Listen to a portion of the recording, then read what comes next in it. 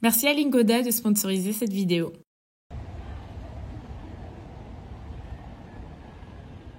Bonjour, guten Morgen, j'espère que vous allez bien. Aujourd'hui, j'ai décidé qu'on allait passer la journée ensemble. Je sais pas du tout quelle va être la tournure de cette vidéo, mais j'avais beaucoup envie de m'inspirer de mes derniers contenus parce que j'aimais bien la dynamique. Et dans ma vue générale, je trouvais que les retours étaient aussi positifs par rapport à ça. Je pense surtout à ma dernière vidéo favorite que j'ai décidé de tourner en extérieur. J'aime beaucoup le fait que je me sois un petit peu challengée, que je me sois un petit peu forcée à faire des choses que j'ai pas l'habitude de faire, à savoir me filmer en extérieur, essayer de nouvelles choses. Par exemple, j'ai refait des photos, ça faisait hyper longtemps que j'avais plus fait des photos. En vrai, ça devait faire je sais pas, peut-être 2 ans que j'en avais plus fait. Ça va faire peut-être 2 ans que j'en avais plus fait. Et pareil, ma dernière vidéo dans laquelle je vous parle de ma vie à l'étranger, j'avais beaucoup aimé la tourner, faire des plans un petit peu esthétiques et même vous amener des réflexions par rapport aux différences culturelles. Et d'un point de vue général, cette vidéo a été très bien reçue, donc je voulais aussi vous remercier par rapport à ça. Et je me suis dit qu'aujourd'hui, j'avais envie de reprendre un petit peu cette dynamique et on va voir ce que je vais faire. Nous sommes le matin, je vais me préparer une petite boisson et on va voir en fait où la vie va me mener. J'aimerais beaucoup me faire des petits cardamome buns, j'ai beaucoup de mal avec ces deux mots ensemble aujourd'hui et je me suis dit je vous emmène avec moi aux courses. C'est toujours intéressant de vous parler aussi des différences culturelles via par exemple les supermarchés. Donc ouais, on va faire ça, on va se promener dans la ville, je vais travailler, je vais vous emporter avec moi et puis on verra où est-ce que cette histoire nous mènera. Mais bref, tout ça pour dire que du coup, nous allons faire un petit golden latte ce matin. En clair, ça c'était une poudre que j'avais achetée il y a un sacré bout de temps au Pennymark. Et dedans, nous avons du sucre de coco, du curcuma, de la cannelle, on a du gingembre et du poivre. Et je vais mettre ça dans du lait de soja et je voulais vous montrer une petite astuce que j'ai découvert. Avec ça, on peut faire de la mousse de lait. Si vous me suivez, vous savez que je déteste le café. Pour moi, c'est une boisson des enfers. J'adore dessiner et je déteste le café. Et pourtant, on va venir dessiner le packaging de ce paquet de café. Je commence à faire mon mood board en utilisant l'application Milanote. Pas du tout sponsorisée, mais j'adore vraiment cette app. Puis je décide de recréer l'étiquette de base car mon objectif n'était pas vraiment de la modifier. Je suis illustratrice et pas graphiste, donc je vous avoue que je suis très mauvaise quand il s'agit du domaine du graphisme, donc j'ai juste envie de rester dans l'illustration. Maintenant que j'ai la base, je décide de dessiner en reprenant la couleur initiale et en dessinant les saveurs évoquées sur le paquet, comme l'hibiscus, la pomme d'amour ou les baies de goji. Un petit tour dans l'imprimante et voici le résultat final. Je trouve que c'est un très bel objet dans ma cuisine. N'hésitez pas à me dire ce que vous en pensez. Et Dieu sait que j'adorerais l'aimer en fait. Moi vraiment je suis un pur produit d'Instagram, j'ai envie de dire. J'ai envie d'aller dans des coffee shops et avoir des belles boissons avec du latte art dessus. Mais je ne peux pas parce que j'aime pas le café malheureusement. Et donc je vais utiliser ça pour faire de la mousse de lait et non pas faire du café. Et j'avais envie de vous montrer ça. Et voilà, on va commencer la journée. C'est un peu l'automne en ce moment, c'est bizarre parce que dehors il y a un peu une énergie d'automne et en même temps il n'y a pas toutes les feuilles qui ont commencé à changer de couleur mais certaines un petit peu quand même. Là à l'heure à laquelle je vous parle, les gens sont en veste dehors, il fait très moche. Demain ça va à nouveau être l'été selon la météo, donc c'est une période qui est un peu bizarre, c'est une période qui amène à l'apaisement, qui appelle à une transition et en même temps c'est pas 100% le cas. Donc ouais, je sais pas, mood un peu chelou, mais bref, commençons.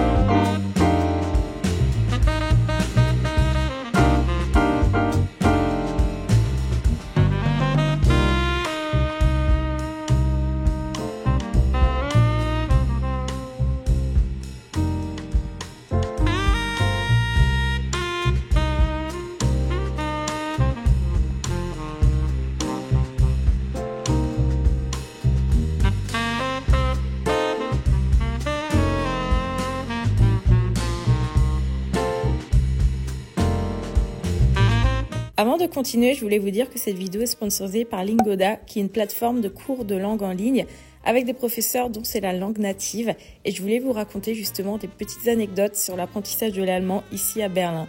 Vous savez, je vous l'avais mentionné dans la dernière vidéo, Berlin, c'est pas l'Allemagne. Et une des choses qui fait que Berlin, c'est pas l'Allemagne, c'est le fait qu'énormément de personnes ici parlent anglais. Lorsque je suis arrivée à Berlin, je me suis vraiment dit que mon niveau d'allemand allait s'améliorer.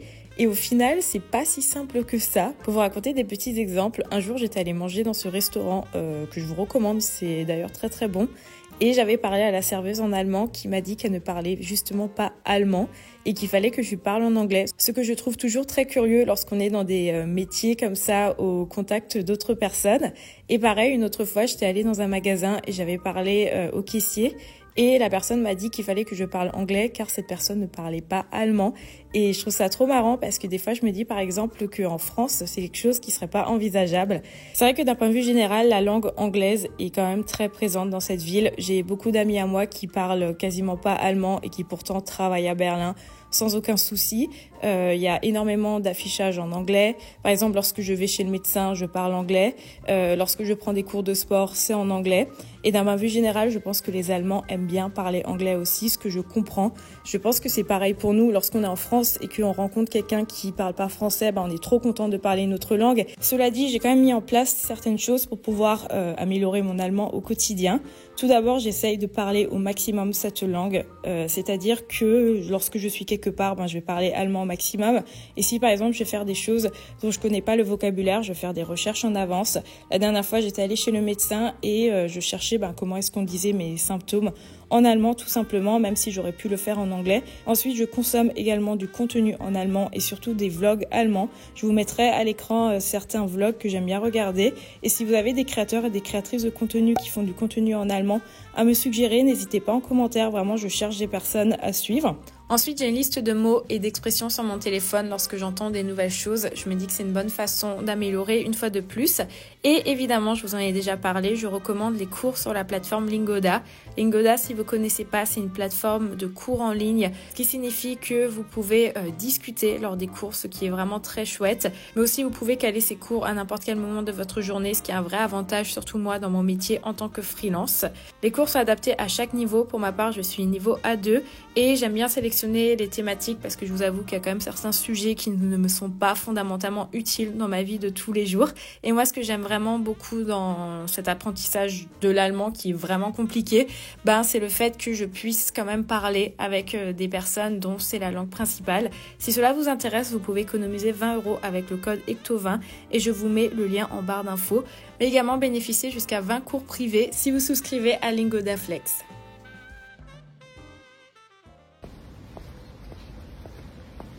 Aujourd'hui donnait la sensation d'une journée d'automne et j'aime pas le mauvais temps à Berlin.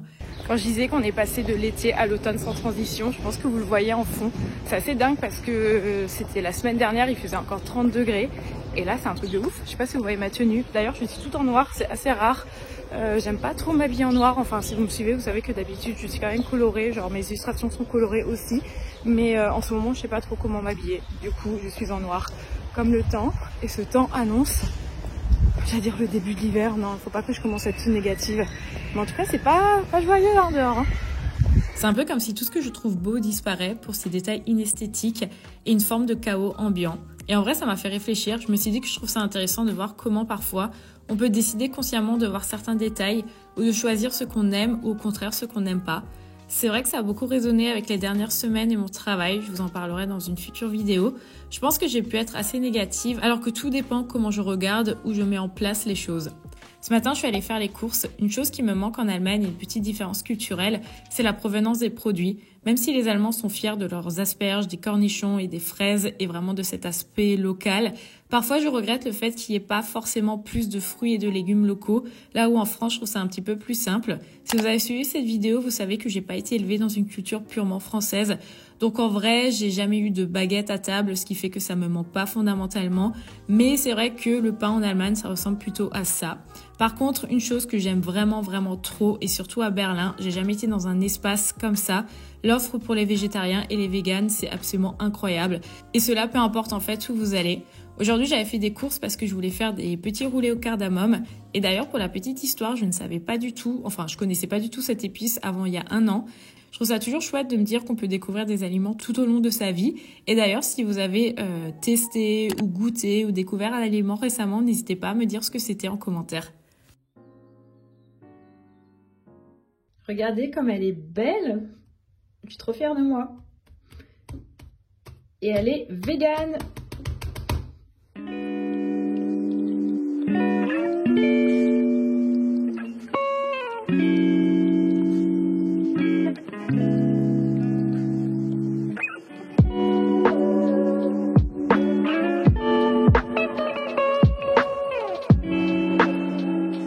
Écoutez, ce fut bien chouette de faire le cosplay de Nara Smith pour une matinée. My husband has this weird obsession with Takis and can't go longer than a week without having them. Mais la réalité, c'est que j'ai un boulot et que non, je ne suis pas une trad wife dans ma petite tenue. Et je passe mes journées à cuisiner. Aujourd'hui, on est lundi et lundi, ça signifie le retour au travail. Pour moi, comme la plupart des personnes, je suis freelance, mais j'ai un rythme de travail qui est assez standardisé. C'est-à-dire que je travaille de lundi à vendredi. Si jamais ça vous intéresse, j'ai fait une vidéo complète à ce sujet. Donc, généralement, ce que je fais lundi matin, c'est que je vais préparer ma semaine. Mais là, pour le coup, je l'ai pas fait parce que, exceptionnellement, j'avais envie de donner un petit peu une autre dynamique à cette vidéo. Je prépare un studio vlog dans lequel on va vraiment parler des projets sur lesquels je suis et surtout la réouverture de la boutique. Et j'ai pas forcément envie d'en parler dans cette vidéo parce que j'ai vraiment envie de dédier mon studio vlog à toute cette réouverture de boutique parce qu'il y a tellement d'étapes différentes et j'ai tellement de choses à vous raconter. Je vais me poser et faire mon planning de la semaine. J'ai acheté ce nouveau planning sur un site qui s'appelle The Completist, que je ne connaissais absolument pas. Ils font de la papeterie. Pour le coup, moi je l'ai acheté dans une boutique que j'aime trop ici à Berlin qui est à Aloysius Store et c'est Aloysius House tout simplement. C'est un café / concept store. Il y a surtout énormément de produits qui sont disponibles sur Wrap Magazine. Alors, je ne sais pas si ce sont des produits qui sont brandés Wrap, mais en tout cas, vous pouvez retrouver plein de choses là-bas et c'est vraiment un endroit que j'aime bien. Si vous êtes créatif, je vous le recommande. Moi, j'y vais assez régulièrement juste pour regarder les cartes, regarder les packaging. Je trouve que c'est toujours chouette de trouver de l'inspiration. En parlant d'autres recommandations d'endroits que j'aime bien à Berlin pour trouver de l'inspiration, il y a aussi cette boutique de produits italiens qui s'appelle, je ne sais plus du tout, je vous le mettrai à l'écran. C'est un endroit où tu as accès à vraiment plein de produits différents avec des packagings qui sont trop intéressants et si vous êtes dans le design graphique ou même d'un point de vue général, si vous êtes intéressé par ce type de choses, je vous recommande d'aller là-bas. Je pense aussi aux boutiques pour les enfants, c'est vraiment des endroits où j'aime bien aller. Il y a Heimatkind, il me semble, Kreuzberg, qui est une boutique vraiment pour les enfants, mais pareil, ils ont des cartes, ils ont un petit peu de papeterie. Et si, comme moi, vous faites de l'illustration et que vous cherchez de l'inspiration, je vous recommande d'aller voir. Là, c'est un petit peu les premières boutiques qui me viennent à l'esprit. Évidemment, il y a des papeteries vraiment spécialisées aussi. Je sais qu'à Charlottenburg, dans le centre commercial, il y a une papeterie asiatique. Je ne sais pas exactement de quel pays, mais en tout cas, il y a beaucoup de stickers, de papier, de papeterie, quoi. Et c'est trop chouette. J'y suis allée une fois, j'aimerais beaucoup y retourner, mais en ce moment, c'est pas ma priorité en matière de budget que d'acheter de la papeterie. Donc, vous pouvez aller voir là-bas. Et sinon, vous pouvez me suivre en fait sur Mapster. Sur Mapster, je mets toutes mes meilleures adresses, que ce soit la nourriture, que ce soit les musées, que ce soit les clubs et également des boutiques où j'aime bien aller. Et là, je vais travailler. Désolée, je vais pas filmer ce que je vais faire parce que je vais filmer pour un studio vlog, mais on va tout simplement s'occuper de mon site internet. Une autre chose qui m'inspire aussi, ou du moins une chose qui m'aide à trouver de l'inspiration ici, c'est les affiches. J'en avais déjà parlé dans un réel, il me semble, il y a 2 ans. Mais ici, il y a encore une vraie culture de l'affiche. Et je trouve ça trop intéressant parce que il y a soit effectivement des grands groupes qui vont faire de l'affichage publicitaire, mais il y a aussi des indépendants. Et au niveau du graphisme, il y a vraiment une diversité en matière de mise en page, de design, de couleurs. Et donc, si vous êtes à Berlin, je vous invite à ouvrir vos petits yeux dans la rue parce que moi, je trouve que c'est vraiment un espace où je peux régulièrement prendre des photos pour m'inspirer. Si vous me suivez, vous savez que j'aime bien rendre tous mes repas esthétiques et à midi, voici ce que j'ai mangé. Je m'étais faite une sorte de petite salade de chou-fleur et après ça, je me suis mise au travail.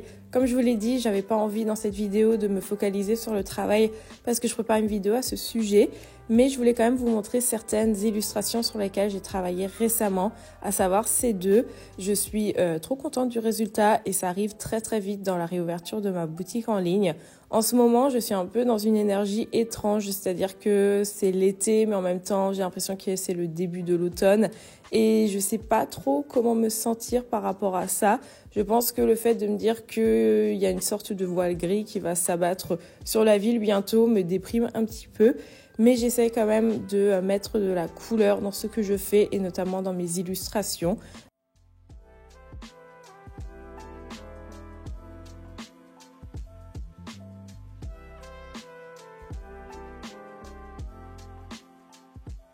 Là, j'ai décidé de faire une illustration autour de mon petit goûter qui d'ailleurs s'est avéré bien réussi. Je vous mettrai la recette en barre d'infos si jamais ça vous intéresse. Si vous suivez mon travail en ce moment sur Instagram, vous avez pu voir que j'ai un peu développé mon style graphique récemment et notamment l'usage des brushes sur Procreate. Si ça vous intéresse, dites-moi en commentaire si vous voulez une vidéo à ce sujet.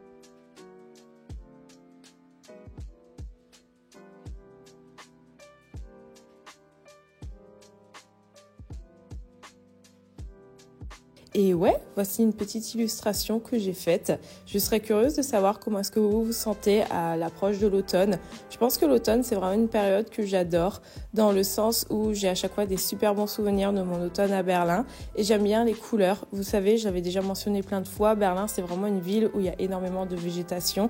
Et il y a énormément d'arbres, en fait, et de parcs et de lacs. Ce qui fait que lorsqu'il y a des changements au niveau de la nature, ça se voit vraiment et ça a vraiment un impact sur l'environnement ambiant.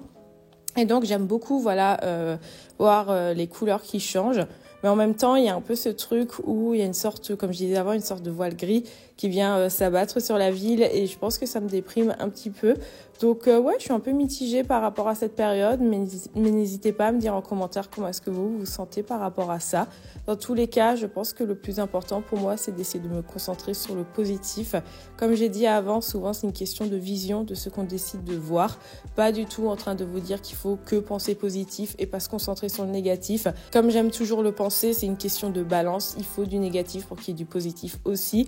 Mais parfois, c'est important quand même pour sa santé mentale de se dire que dans des petits détails du quotidien, on peut se concentrer sur le positif. Et c'est ce que j'essaye de faire en voyant notamment de la couleur dans cette ville. En tout cas, j'espère que cette vidéo vous aura plu. On se retrouve très vite pour un studio vlog parce que j'ai plein de choses à vous raconter.